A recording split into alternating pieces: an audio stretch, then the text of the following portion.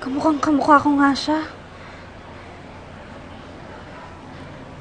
Amy ang totoo niyang pangalan. Pero, nawalay siya sa amin matagal na panahon. Pinalitan ng mga taong dumukot sa kanya ng duri ng pangalan niya.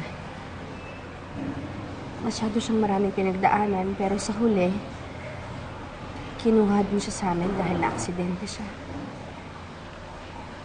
Kaya po pala ganun yung reaksyon niyo sa akin nung nakita niyo ako kanina. Wala na po pala yung anak mo. But, she's still here with us in spirit. Nararamdaman ko pa rin siya. Excuse me. Amelia, di ba? Ba't ka nagpunta rito?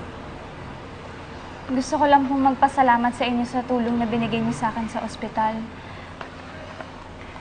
Pasensya na po kayo kung bigla po akong nawala. Natakot po kasi ako baka po singilin niyo ko. Wala naman po akong maibibigay.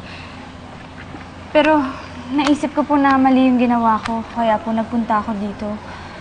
Gusto ko pong bumawi dun sa tulong na binigay niya sa akin. Huwag mong itindihin yun, okay lang yun.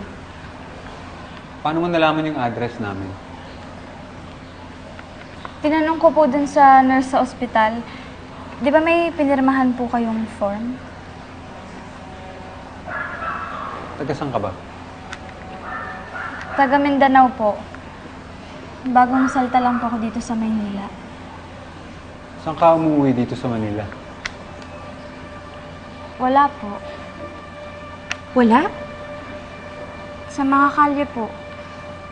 Kung saan po ako dat na antok, doon na lang po ako natutulog. Wala naman po kasi akong kamag-anak dito wala na rin po akong babalikan sa probinsya. Nasalanta na po ng bagyo yung mga kamag-anak ko. Kawawa ka naman pala. Paano ka kumakain yan? Nanlilimos po. Minsan po dumidilihensya ako sa karinderya o kaya po pumipila po ako sa simbahan pag may pagkain. Pag wala po, edi taggutom. Huwag ka mag-alala, ha? Tutulungan ka namin ni Jonathan. Alam mo, pwede ka magtrabaho sa akin dito bilang personal assistant. At kung gusto mo, dito ka na lang din tumuloy. Hindi po kayo nagbibiro? Hindi, bakit naman ako magbibiro? Gusto kitang tulungan. Gusto talaga kitang tulungan. Sige po, sige po. Salamat po.